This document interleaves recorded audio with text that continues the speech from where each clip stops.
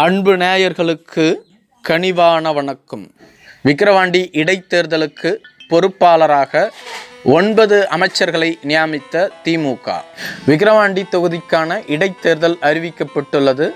இந்த இடைத்தேர்தலில் மீண்டும் 4 முனை போட்டி நிலவும் என்று எதிர்பார்க்கப்படுகிறது.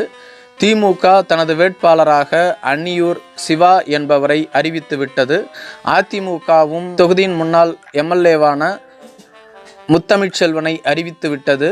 நாம் தமிழர் கட்சி காடுவெட்டியின் குருவின் மகளான விருத்தாம்பிகையை வேட்பாளராக நிறுத்தலாமா என பேச்சுவார்த்தையில் ஈடுபட்டு வருகிறது. இதேபோன்று பாரதிய ஜனதா கட்சியின் கூட்டணியில் உள்ள பாட்டாளி மக்கள் கட்சி இந்த தொகுதியில் போட்டியிட விரும்புகிறது. காரணம், இத்தொகுதியில் அதிக அளவு வன்னியர்கள் செறிந்து வாழ்வதனால். எனவே பாட்டாளி மக்கள் கட்சி பாரதிய ஜனதா கட்சியோடும் அந்த கட்சியின் கூட்டணியில் உள்ள மற்ற கட்சிகளோடும் பேச்சுவார்த்தையில் ஈடுபட்டு வருகிறது.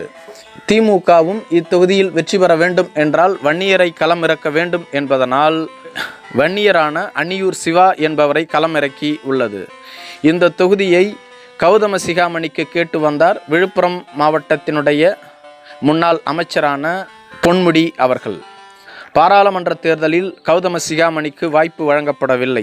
எனவே எனது மகனுக்கு வாய்ப்பு வழங்கப்பட வேண்டும் என்று தொடர்ந்து திமுகவினுடைய தலைமைக்கு அழுத்தம் கொடுத்து வந்தார்.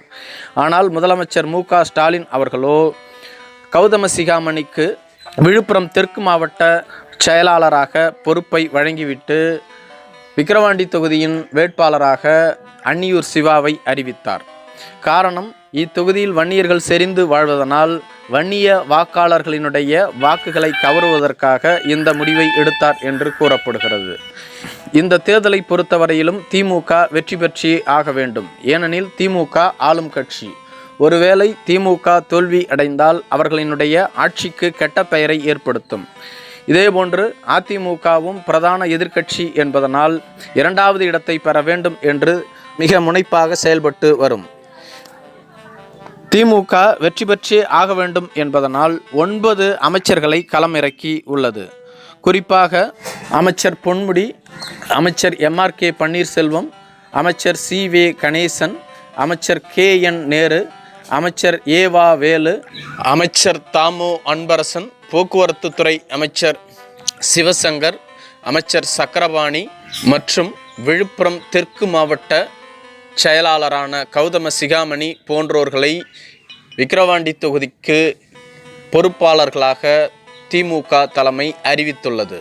இவர்கள் அனைவரும் தேர்தல் பொறுப்பாளராக நியமிக்கப்பட்டுள்ளதால் 9 அமைச்சர்களை இந்த தொகுதியில் களமிறக்கி இந்த தொகுதியில் வெற்றி பெற்றுவிட வேண்டும் என்று திமுக வேலை செய்து வருகிறது. நன்றி.